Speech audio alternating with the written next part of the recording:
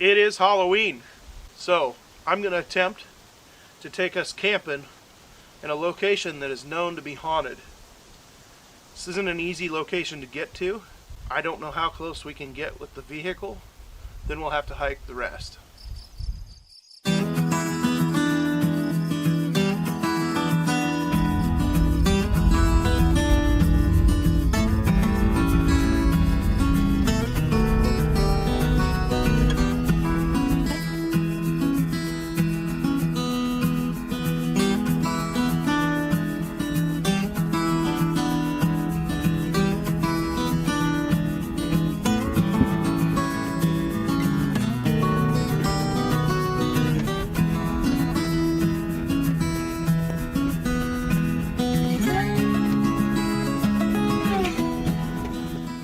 Well, this is as close as I can get with the Durango, but our haunted location is still a couple ridges over. So, we're gonna have to hike the rest of it. I'm not exactly sure where I'm gonna camp, I just have an idea of the vicinity. I don't know how I'm gonna camp. I brought a 6x8 tarp, some cordage, and we're totally bushcrafting it, totally winging it. You know, if I had someone to pull me out, I would attempt to cross that, because I think I could get across it, but not a chance I'm going to take out here. This is pretty remote. This is probably one of the most remote locations I've ever done it in the bush, if not the most remote location I've done it in the bush.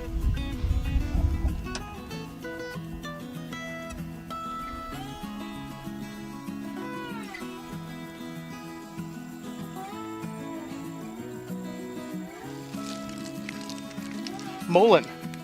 Maybe later we can make some mullein tea.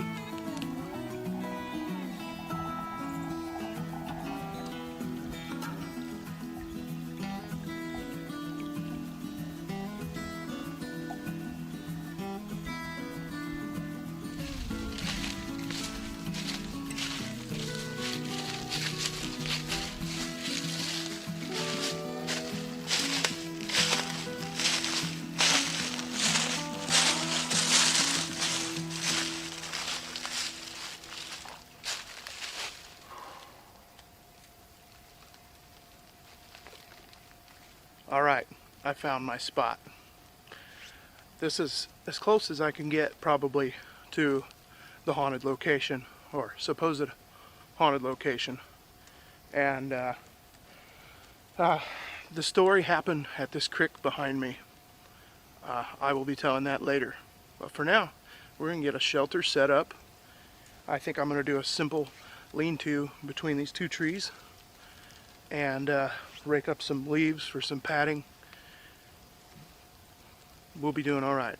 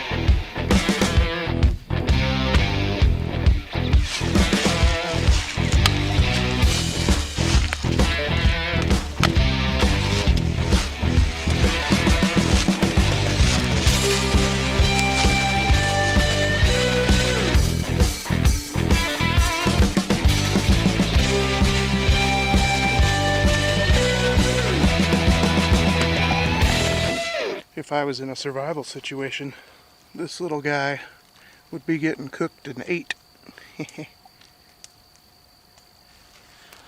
I've got a little bit of a controlled burn going on here in the bush. The leaves took off and it started spreading down the hill, but I just let it because it won't hurt nothing. Just clearing the campsite out. I've made a perimeter where it can't burn past here.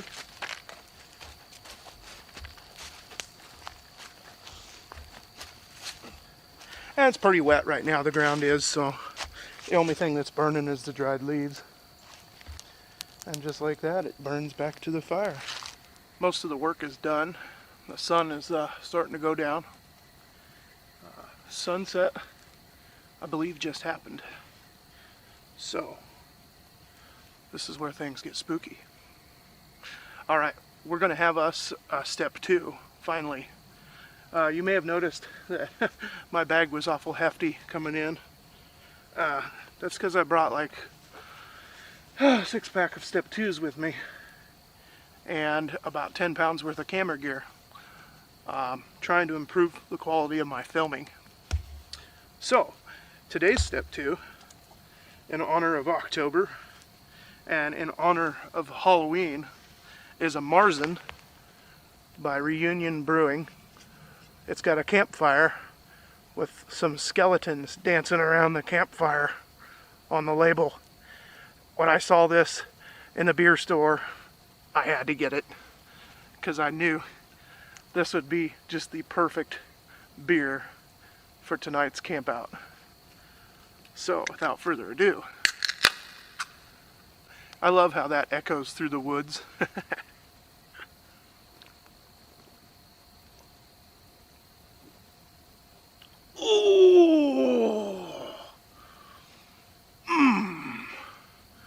I deserve that. As you can see, I've sweated my shirt out.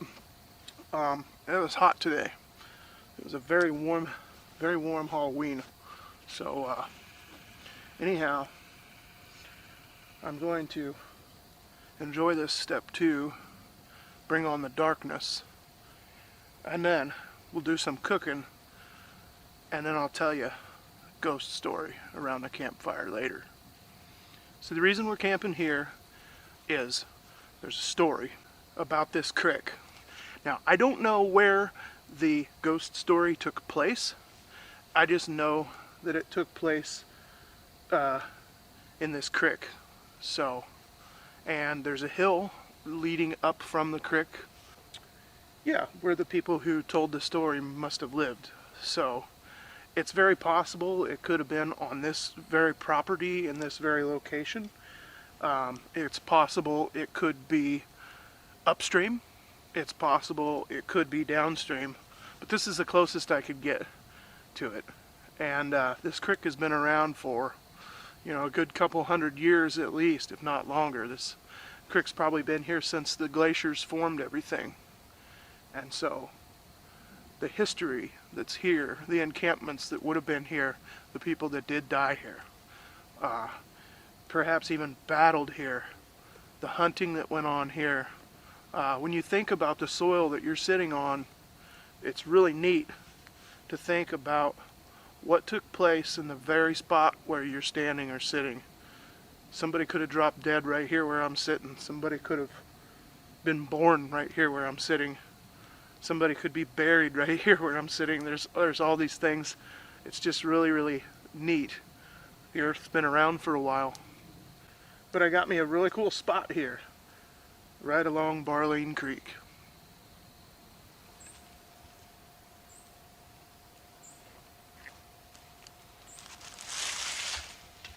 Simple tripod. Tie a loosely fitting knot around them, just one. Spin the middle leg all the way around.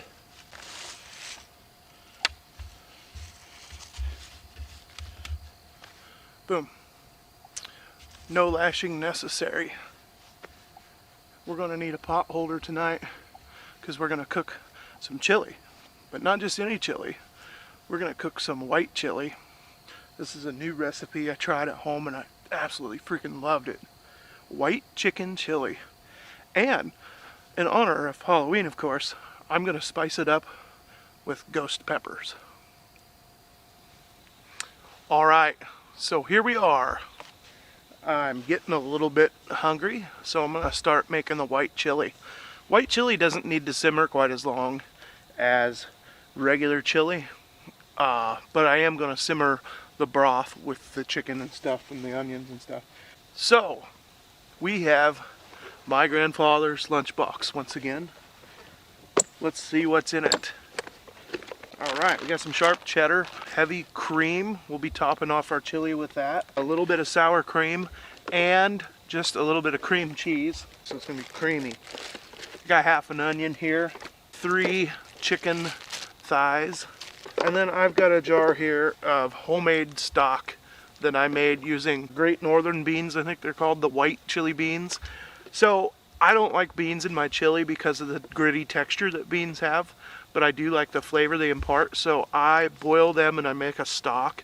And this is some homemade chicken stock that I boiled in the beans, so it's got a really, really deep chili flavor. Anyway, without further ado, oh, there's more. We're gonna throw some macaroni noodles in towards the end. Some people don't like that, but they're not the one eating it, so it doesn't matter.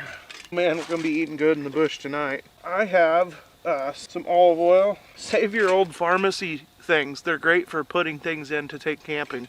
I've got just a little olive oil in this, and it doesn't leak because these actually seal tight. So it's kind of cool.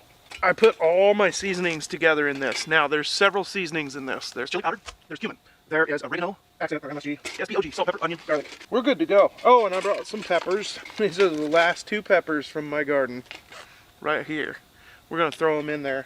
And I've also got a ghost pepper that I'm going to use to add some heat, seeing as this is my Halloween camp out. Let's get cooking.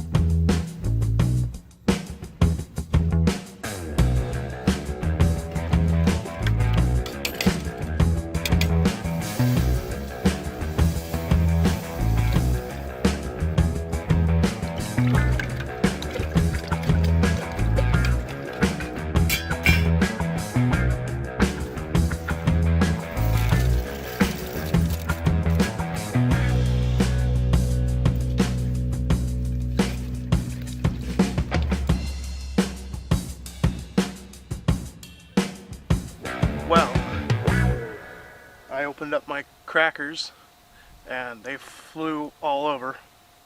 You know how it is when you open up a bag of chips or whatever and they go everywhere. Yep, but that's okay. I've been able to salvage some of them from the forest floor here. Alright, if you haven't had white chili, man, I'm telling you, it's good. I think I like this white chili better than any regular chili I've ever had. It just has something special to it.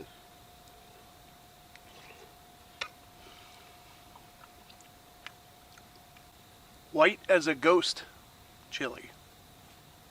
It took about a half a ghost pepper to make this chili spicy. Well, in honor of Halloween, we're gonna have for dessert pumpkin bars. Big shout out to my Aunt Joanne, who sent these home with me the other day when I stayed with them. I'm not even a big pumpkin fan, but these are amazing. And she uses the cream cheese frosting.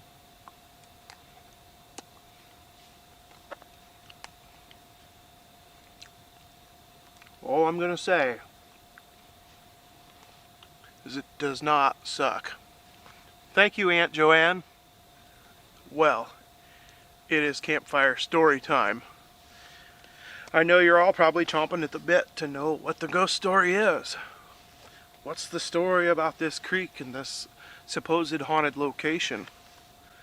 Actually, when I was a kid, I was told about this book. It was called The Ghosts of Lee County, and it was a book about specific locations in my area that are haunted, and it's stories dating back a couple hundred years. And I like a good mystery. I like good ghost stories. And so therefore, I went on the hunt to find this book. So I went to the public library because I seen online where they had this book. And the lady got a real serious look on her face, and she was like, "Yeah, we have that book. We keep it in the basement under lock and key in our special room." And I was like, "Well, I'd like to rent that book out." And she said, "We don't rent those books. You have to read it in the basement."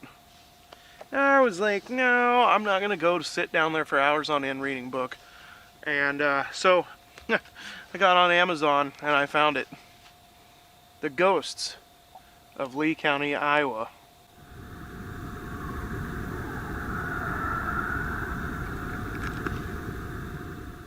The coyotes are making their presence known. They like a good ghost story too. The author's name is Bruce Carlson. He's from Fort Madison, Iowa. I think it was written in 86 or 87. I'm going to read a story out of this book. I can't tell you where this happened. It could have happened right here in front of me, for all I know. But this is the story of Amy and the Creek. The Ted Roscoe family lived along Barleen Creek, not too far from Summitville, shortly after the turn of the century. Among the family possessions was the child's dress that they had kept for many years. It wasn't really associated with their family, but they kept it anyway. Besides that, it did have an interesting story to it. The story told of how another family had come through the farm many, many years earlier in a covered wagon, heading northwest. The travelers had camped down by Barleen Creek. Ted Roscoe's grandparents lived on the farm at that earlier time. Ted's grandparents paid little heed to that wagon camped down by the creek. Settlers heading west often used that protected site to camp, so a wagon down there at night was no novelty. Before the family got bedded down for the evening, however, tragedy struck. A daughter had left the wagon and drowned. She was a girl of 12 to 13 years old. To seek help in comforting his wife, the men from the wagon came to the Roscoe house. The body of the unfortunate girl was then brought up also. Her parents and the Roscoes kept a vigil through the night.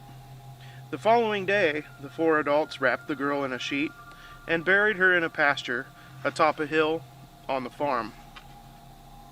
The grieving settlers went on the following day, leaving the Roscoes with a new grave on their farm and a sodden dress that the girl had worn. Whether the dress was left because the migrating family had no need for it anymore, or by accident, no one knew. Mrs. Roscoe washed it, carefully folded it, wrapped it in newspaper, and put it away. The incident was discussed on many occasions, but only as an interesting sidelight. It wasn't a Roscoe child, so it wasn't an important event to the Roscoes.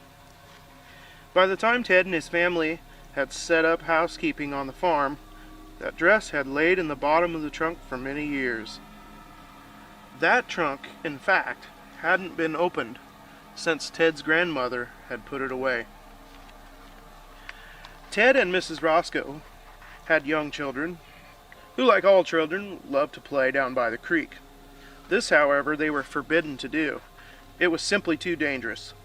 Besides, there was an old story about a girl who had drowned in the creek when Ted's grandparents lived on the place. They sure didn't want that to happen to either of their children. The temptation to play in the creek was too much to withstand. It was a hot summer day when little Amy, who was about 3, went with her big brother to that forbidden place. Amy's brother was all of 6 or 7 at the time. Like with kids and creeks everywhere, time passed swiftly as these two children were having lots of fun. They got deliciously dirty.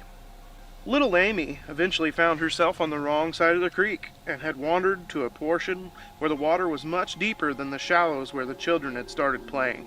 She hesitated before starting to crawl down into the water to her brother. He was screaming at her not to cross. He was old enough to know that she would not be able to make it. He knew, too, that it was much too deep for even him to be able to help her. Amy paid her brother no heed. She wanted to get to the other side, and she thought she could simply go across. Little did she know that she was just seconds away from disaster. The story that Amy and her brother told when they got back to the house was simply too much for their frightened and angry parents to believe. The two of them told of how a bigger girl had risen out of the water in front of Amy, looked at her for a moment, then scooped her up and waded that deep creek to the other side. There, she deposited Amy at her brother's side. In an effort to sort it all out, Ted went to the creek to examine the spot where the children had been playing. He could accept the idea of an older child being able to wade across the creek at that point, but this business of her rising up out of the water was too much. He and his wife decided that the children had overactive imaginations that day. Mrs. Roscoe talked to the neighbors to try to determine the identification of the girl who had carried her baby across the creek. She could find no one who it could have been. The children weren't a whole lot of help. The boy was able to describe the girl and her clothes. He told of her dress being printed with many tiny black boxes, with a bunny in every box. He particularly remembered the buttons on the dress. They were large brass ones, each embossed with a fox chasing a rabbit. He, as well as Amy, had never seen the girl before. After the appropriate scoldings and hugs, the incident was pretty much put behind. The children were frequently reminded, of course, never to go back to the creek again. Summer grew into fall, and the children started to pester their mother for a costume for Halloween. Mrs. Roscoe kept putting that chore off, since there were so many other chores more pressing. Soon it got to be too late for making a costume. Those boxes and trunks in the attic came into mind. Perhaps she could find some old clothes for the children to use as costumes.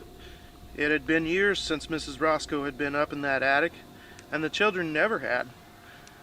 It soon became something of a game to try on some of the clothes. As the children and their mother worked their way through the trunk, they came to the package wrapped in old newspapers.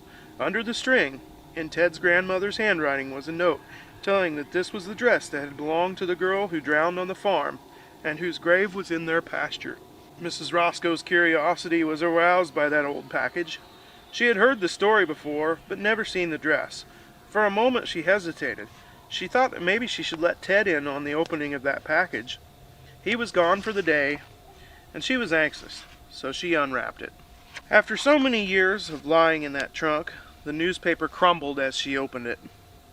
There it is, excitedly yelled her son. There is what? His mother asked. That's the dress the girl wore who carried Amy across the creek. Sure enough, it was an old-fashioned print dress. The pattern consisted of many tiny outlines of boxes, each framing a tiny rabbit.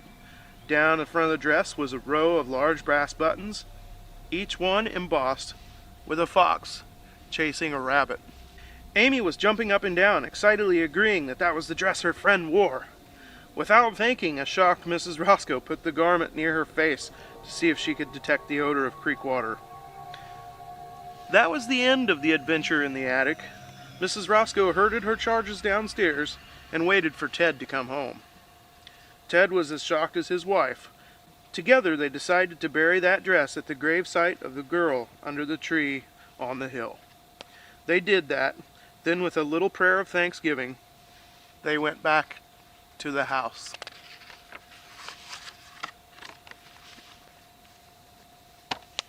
That is the story of the family in a covered wagon who could have been camping right where I'm camping when tragedy struck. Happy Halloween, everybody. Well, there's been a few spooky sounds going on. I don't think too much about that. Anyway, I'm super tired. This dang mattress isn't very comfortable. I should have used just a few more leaves. I'll talk to y'all in the morning. I'm going to try to get some shut-eye if I can fall asleep on this lumpy mattress. I learned a lesson. I'm going to put more time and energy and effort into making sure that I have a comfortable place to sleep. Well, I'll see you in the morning. Well, that wasn't that bad. Wasn't that good. You get used to the ground. It feels good to be outside. It always feels good to wake up outside. I'm gonna get this camp torn down quick. There might be a nap in store today. You forgot the cottage cheese! You're gonna have to think of something new. Cottage cheese is getting kind of expensive.